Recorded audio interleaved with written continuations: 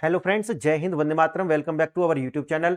Friends, आज की video में आपको पता चलेगा कि वास्तव में राजनीति होती क्या है। और राजनीति आपको देखनी है तो ये वीडियो पूरा देख लेना, आपको समझ में आ जाएगा कि राजनीति क्या होती है और भारत की जो राजनीति है वो किस तरीका से जो है वो ड्रिवन है। और इसी तरीका से राजनीति, ऐसा नहीं ये पॉलिटिकल पार्टी ऐसा कर रही है, लगातार भारत जो है आजादी के बाद से इसी तरीका की जो पॉलिटिक्स से ग्रसित रहा है। और आज देखते हैं आप कि भारत के अंदर जो स्थिति आज भारत की है वो इसी कारण से है क्योंकि जो हमारी पॉलिटिकल जो क्लास है वो बिल्कुल अलग तरीका से कार्य करती है, अलग तरीका से सोचती है। देखिए क्या है आज का इशू, और ये इशू आप देखेंगे कि राहुल गांधी की नागरिकता से संबंधित ये इशू निकल करके सामने आता है। आप जानते होंगे सुब्रमण्यम स्वामी को, जो कि बीजेपी के ही नेता हैं, और उनके द्वारा लगातार ये बातें कही जाती रही हैं कि देखिए राहुल गांधी जो है वो भारत के नागरिक नहीं है। और वो ये भी कहते रहे हैं कि मेरे पास में पूरे सबूत हैं, और लेकिन बात यह है कि अपने हल्फनामे वो कभी भी कोर्ट में दे नहीं पाए हैं और नहीं देने के लिए वहां पर पहुंचे हैं। दूसरा, एक तो ये समझ में आ गया, यानी कि बाहर जो है एक हवा बना करके रखो कि देखिए ये जो व्यक्ति है, जो हमारे लीडर ऑफ अपोजिशन है, वो जो है इस देश का नागरिक ही नहीं है। असल में उसका नाम राहुल गांधी नहीं, राहुल विंची है। इसका मतलब है जो भारत के पासपोर्ट पर इसका जो नाम है या इसका जो भी दिखाया गया है वो ऐसा नहीं है। वो इटली में जो है, जो इटली में है वो इसका नाम अलग है, अलग तरीका का इसका जो है बायोडेटा है, जो इसकी इंफॉर्मेशन है वो अलग तरीका की है। आइए देखते हैं थोड़ा सा। अब राहुल गांधी की जो नागरिकता है इसको लेकर के आपको ये देखने के लिए मिलेगा, एक बीजेपी के कर्नाटक कैडर के एक कार्यकर्ता हैं जिनका नाम है शिशर। और ये जो शिशर हैं ये मामले को लेकर के आते हैं, और ये जो मामला है ये है राहुल गांधी की नागरिकता से संबंधित। अच्छा, ये कहां जाते हैं? ये जाते हैं एमपी एमएलए कोर्ट में। अच्छा, ये आपको जान करके थोड़ा सा अब सोचिए इसको, अगर आप थोड़ा सा भी नॉलेज रखते हैं तो आपको क्लियर समझ में आएगा। आप सोचिए कि ये मामला कहां जा रहा है? एमपी एमएलए कोर्ट में। और वास्तव में नागरिकता का निर्धारण कौन करेगा? नागरिकता का निर्धारण या तो गृह मंत्रालय कर सकता है या फिर हमारा इलेक्शन कमीशन करेगा। अब देखिए, इलेक्शन कमीशन की भूमिका होगी, निर्धारण तो गृह मंत्रालय ही करेगा। देखिए, अब इसको लेकर के एमपी एमएलए कोर्ट जाने का क्या मतलब है? अब जबकि इनको भी ये पता था कि मामला एमपी एमएलए कोर्ट जाओ या फिर लोअर कोर्ट में जाओ या ये हाई कोर्ट में जाओ, ये मामला खारिज ही होना है। अगर ये पता है कि मामला खारिज होगा तो फिर आप कह रहे होंगे कि ये लेकर के क्यों गए हैं। हाँ, यही तो असली मकसद है। ये मकसद ये है कि ये मामला जो है वो न्यूज के अंदर बना रहना चाहिए, यानी कि कार्रवाई नहीं करनी।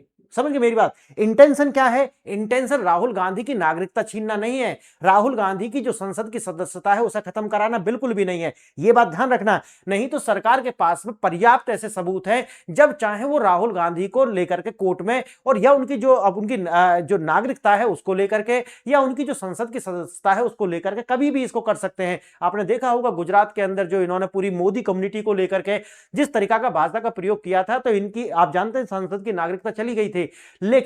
लेकिन ये आपको याद रखना होगा कि एक तो भारत जो ऐसा कंट्री क्या है, बहुत इमोशनल लोग हैं, यानी कि उनका अपना एक फैन बेस है। और इधर आप देखोगे एक और है कानून और एक और है देश। तो आप समझिए, ना तो बीजेपी का इंटेंशन है कि इनकी नागरिकता जाए, और ना ही इंटेंशन है कि बीजेपी का कि इनका जो है संसद की सदस्यता जाए। क्यों?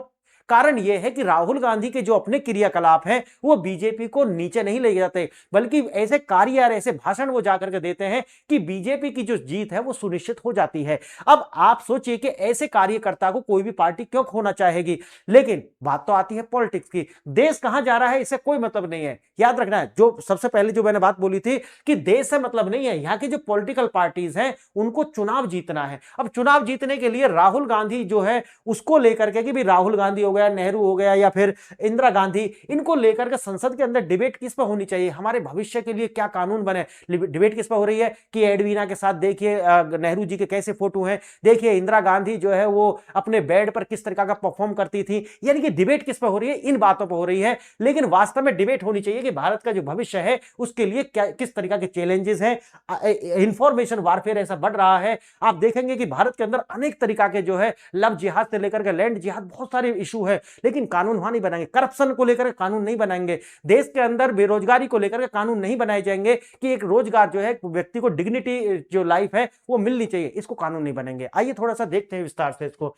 अब हुआ क्या है, मैंने आपको पूरा परिप्रेक्ष्य बता दिया है। हुआ वही है जो मैंने आपको बताया। मामला जाता है एमपी एमएलए कोर्ट में। एमपी एमएलए कोर्ट नागरिकता का निर्धारण नहीं करती। उन्होंने ये कह करके क्या कर दिया है, याचिका को खारिज कर दिया है। अब ये भी जानते थे और आप भी जानते हैं अब तो कि ये मामला जाकर के निचली अदालतों में या हाई कोर्ट में डिसाइड नहीं होगा कि राहुल गांधी नागरिक हैं या नहीं है। ये तो सारा का सारा केंद्र में बीजेपी की सरकार है और सिसर जो है वो आप जानते हैं बीजेपी के कार्यकर्ता है। तो क्यों ना फिर वो गृह मंत्रालय से कार्य करा लेते, क्योंकि कार्य नहीं कराना है। कार्य कराना मतलब नहीं है, बात है कि यह हवा बनी रहनी चाहिए, क्योंकि वोट तो उससे मिलती हैं। भाई वोट किससे मिलेगी? वोट मिलेगी कि राहुल गांधी जो है उनका जो इंटेंशन है उसको समाज में बताया जाए कि देखिए राहुल गांधी का इंटेंशन क्या है भारत को लेकर के, इससे वोट मिलेंगे। नागरिकता थोड़ी ना छीननी है, ऐसा कार्यकर्ता को थोड़ी ना कोई भगाएगा। लखनऊ की विशेष अदालत ने एफआईआर दर्ज कराने की मांग की प्रक्रिया का दुरुपयोग बताते हुए खारिज कर दिया है। क्या कहा है उन्होंने? ये नहीं डिसाइड, ये मत समझ लेना कि राहुल गांधी भारत के नागरिक हैं या नहीं है,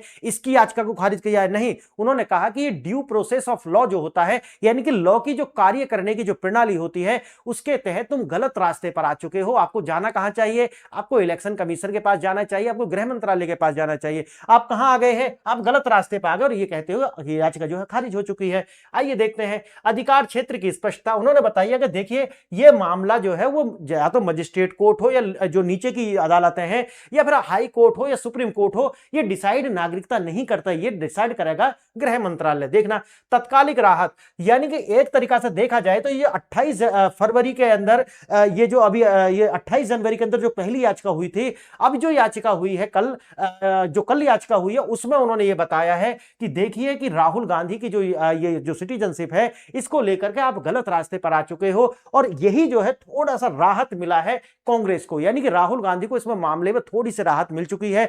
लेकिन मामला क्या है? मामला मैंने आपको बता दिया, राहत तो या बिना राहत का तो मामला ही नहीं है। मामला जो होना था, जो उनका इंटेंशन था वो आ चुका है। कि ये नहीं कि ये मीडिया में खबर आ चुकी है, लोग इस पर वीडियो बना रहे हैं, ट्विटर हो फेसबुक हो वहां पर लोग लिख रहे हैं, ये है असली इंटेंशन। नागरिकता से इनका कोई दूर दूर तक संबंध नहीं है। आइए थोड़ा सा और देखते हैं। इलाहाबाद हाईकोर्ट में ये याचिका गई थी विघ्नेश सिसर, जो मैंने आपको बताया है, ये विघ्नेश सिसर जो है वो इसको लेकर के गए थे और लखनऊ बेंच के द्वारा इसको सुनवाई से जो है मना कर दिया है, खारिज कर दिया है याचिका को। मैंने आपको बता दिया क्यों है। अच्छा, उन्होंने ये कहा कि जब डिबेट हो रही थी तो उन्होंने ये बताया कि देखिए आप ड्यू प्रोसेस ऑफ लॉ पर मत जाइए, आप ये देखिए कि वास्तव में सबूत है या नहीं है।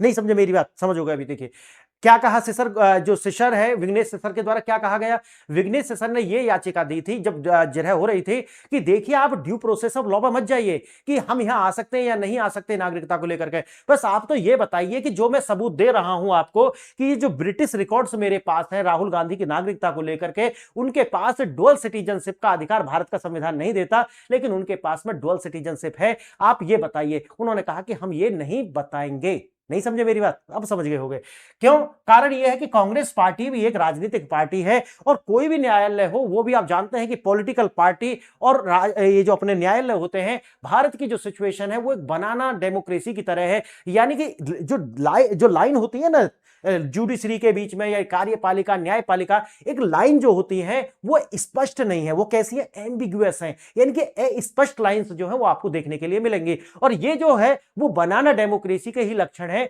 वैसे बनाना किसी और परिप्रेक्ष्य में आता है, लेकिन अगर पॉलिटिकल परिप्रेक्ष्य में देखा जाए तो बनाना डेमोक्रेसी इसी को कहते हैं जब कार्य क्षेत्र डिफाइन ना हो। आपने देखा होगा कई बार सुप्रीम कोर्ट हो या हाई कोर्ट्स हो, वो केंद्र सरकार हो या केंद्र सरकार या राज्य सरकारों के कार्यों में दखलंदाजी करते हुए नजर आते हैं। जबकि संविधान की 7वीं सूची में आप देखेंगे तो तीनों लिस्ट अलग बनाई हुई है, स्टेट लिस्ट भी है, कंकरेंट लिस्ट भी है, सेंट्रल लिस्ट भी है। अब सोचिए कि इनके मामले पर भी आप देखेंगे कि कोर्ट जो है और सेंट्रल गवर्नमेंट भी राज्य के मामलों में हस्तक्षेप करती हुई नजर आएगी। यानी कि ये ऐसे वो है कि जहां बाउंड्री सीधी डिफाइन ना हो वो बनाना डेमोक्रेसी होते हैं। आगे देखना याचिकाकर्ता ने क्या कहा, जो मैंने आपको बताया कि देखिए आप ड्यू प्रोसेस लॉ को मत देखिए, आप तो देश की सुरक्षा को देखिए। नहीं समझे मेरी बात? अब समझ गए होंगे। आगे देखना थोड़ा इसे विस्तार से भी देखने वाले हैं। राहुल गांधी की नागरिकता का जो विवाद है वो हाई कोर्ट में सुनवाई जो है वो ही और रद्द हो गई है। और क्यों हो गई है अब आपको समझ आएगा, लेकिन आगे बढ़े उससे पहले आप अपने एग्जाम के लिए 2 प्रश्नों पर विचार कर सकते हैं। ये दोनों प्रश्न आपकी मेमोरी का चेक भी करेंगे और आपकी कितना नॉलेज है आपको वो भी चेक करेंगे। देखना, राहुल गांधी की नागरिकता मामले में निचली अदालत के आदेश को चुनौती देने के लिए भारतीय न्यायिक सुरक्षा संहिता BNSS की किस धारा का प्रयोग किया गया है? और 4 विकल्प आपको दिए गए हैं। धारा 482, धारा 528, धारा 318 और धारा 326। आपको अगर इनका आंसर आता है तो वेल एंड गुड, अदरवाइज आपको लास्ट वाली स्लाइड पर इसके आंसर विस्तृत रूप से दिए गए हैं और हमें जब डिस्कशन हम करेंगे पूरे लेक्चर को, इसके बीच में आपको इनके आंसर मिल जाएंगे। सेकंड प्रश्न और देखिए, फिर चलते हैं लेक्चर पर। सेकंड है, याचिकाकर्ता एस विघ्नेश सिसर ने राहुल गांधी के खिलाफ आईपीसी के अलावा किन अन्य धाराओं में, किन अन्य अधिनियमों के तहत जो है उल्लंघन का आरोप लगाया है। पहला देखना, केवल पासपोर्ट अधिनियम 1967 के तहत। दूसरा, केवल विदेशी अधिनियम, इससे आप तो ध्यान देना केवल, ठीक है, एग्जाम में यही आपको लिखा मिलेगा, विदेशी अधिनियम 1946। तीसरा है आधिकारिक गोपनीयता अधिनियम, पासपोर्ट अधिनियम और विदेशी अधिनियम। और डी जो विकल्प है वो है जनप्रतिनिधि अधिनियम 1951 और विदेशी अधिनियम। ये दोनों प्रश्न आपको, अब सोचें आपको आते हैं तो सही है, नहीं तो आपको आंसर मिल जाएंगे। देखते हैं थोड़ा सा कॉन्टेक्स्ट, जो मैंने वैसे तो आपको बता दिया प्रिसाइज वे में। इलाहाबाद हाई कोर्ट के द्वारा जो उनकी लखनऊ बेंच है उसने ये याचिका जो है उसको बिल्कुल खारिज कर दिया है। और कौन ने की थी याचिका आप जानते हैं, काफी लंबे समय से, मैं भी इस पर कई सारी वीडियो बना चुका हूं पहले भी। और ये है कर्नाटक भाजपा के जो कार्यकर्ता हैं उनके द्वारा। पहले ये मामला एमपी एमएलए कोर्ट में था और बाद में इसको लेकर के ये शायद जनवरी में ही लेकर के गए थे हाई कोर्ट में। लेकिन मैंने जैसा कि बताया ड्यू प्रोसेस ऑफ लॉ का जो पालन नहीं किया इसलिए खारिज हुआ है। इसमें ये डिसाइड नहीं होता कि राहुल गांधी भारत के नागरिक हैं या नहीं है, ये याद रखना इस बात को। दावा क्या किया गया था कि राहुल गांधी जो है उनके पास डुअल सिटीजनशिप है, लेकिन उन्होंने ये भी बताया कि संविधान के आर्टिकल 84 सब क्लाउज ए के तहत विदेशी नागरिकता रखने वाला कोई भी व्यक्ति भारत का नागरिक नहीं हो सकता। और जब भारत का नागरिक नहीं हो सकता तो वो भारत का संसद के अंदर कैसे बैठ सकता है, क्योंकि सबसे पहले तो किसी भी चुनाव को लड़ने के लिए भारत का नागरिक होना बहुत जरूरी है। तो पहली ही शर्त जो है खराब हो जाएगी, गलत हो जाएगी। इसके लिए राहुल गांधी की जो है वो देश की नागरिकता ही नहीं, साथ ही साथ उनकी सदस्यता भी जानी चाहिए, ऐसा उन्होंने बोला। याचिकाकर्ता के अनुसार ब्रिटिश कंपनी रजिस्ट्रेशन में राहुल गांधी का नाम ब्रिटिश नागरिक यानी कि राहुल विंची जो है वो है, ऐसा उन्होंने दावा किया। और उन्होंने दावा ही नहीं, उनके पास जो भी सबूत थे उन्होंने कोर्ट के सामने रखने का प्रयास किया। लेकिन जैसा कि मैंने आपको बताया कि लखनऊ की जो बेंच है उसने सीधा मना कर दिया कि देखिए ये आप जो है हमारे अधिकार क्षेत्र में, हमारे ज्यूरिसडिक्शन में ये आता ही नहीं है, इसलिए हम इसको बिल्कुल भी एंटरटेन नहीं करने वाले हैं। समझ गए मेरी बात? अब आप सोचेंगे कि ये 28 जनवरी में ही क्यों नहीं कर दिया था, ये भी बहुत बड़ी बात है। ये हमारी कानून व्यवस्था की लचरता है बस, और क्या है। देखना, कोर्ट की टिप्पणी, नागरिकता तय करना मजिस्ट्रेट का काम नहीं है, यह प्रक्रिया का दुरुपयोग है। प्रक्रिया क्या है आप समझ गए होंगे। हाई कोर्ट में चुनौती, कानूनी आधार भारतीय नागरिक सुरक्षा संहिता बीएनएसएस की धारा 528। आपको पहले प्रश्न का आंसर मिल गया होगा, तो यह है उसका आंसर, बाकी लास्ट में आपको मिल जाएगा। निचली अदालत के फैसले से असंतुष्ट होकर इलाहाबाद हाईकोर्ट की जो लखनऊ बेंच है वहां पर अपील जो है की गई।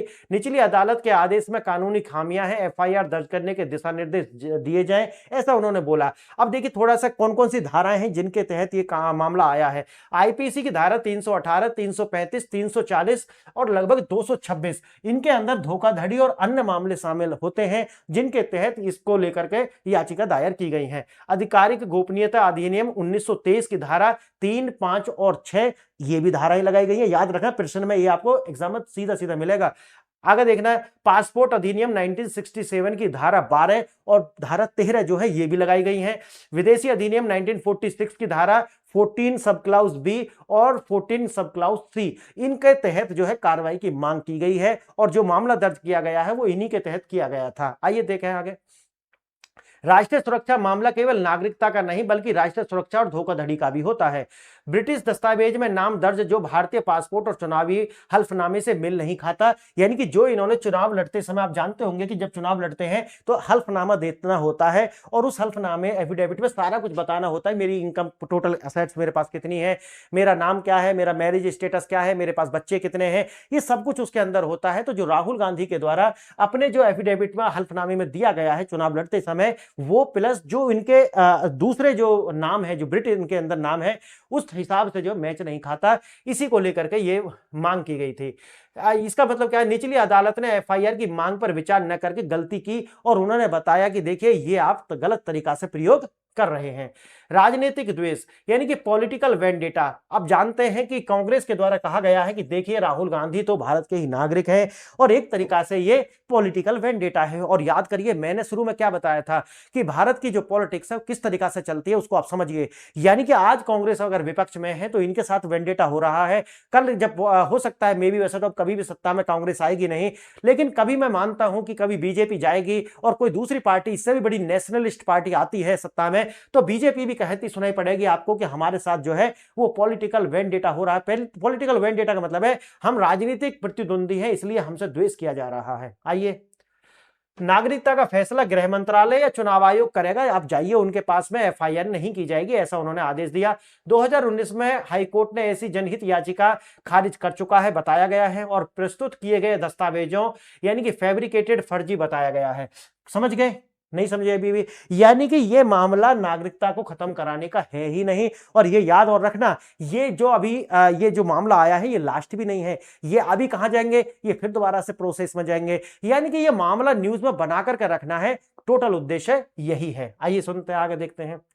तारीख 19 फरवरी हालिया सुनवाई, यानी कि ये जो सुनवाई थी कल की थी 19 फरवरी की। और वहां पर जैसे बताया न्यायमूर्ति राजीव सिंह जो है एकल पीठ के द्वारा ये सुनवाई की गई थी। लंबी चली बहस में जितने भी बात कही गई, जो मैंने आपको शुरू में बताया कि मेरी बात सुन तो लीजिए आप एक बार, तब उन्होंने अगर सेशन ने कहा कि मेरी बात सुन तो लीजिए, उन्होंने कहा कि नहीं सुनेंगे क्योंकि आप गलत तरीका से आए हैं और अगर हम सुन भी लेंगे तो हम कुछ कर नहीं सकते इसमें। देखना आगे।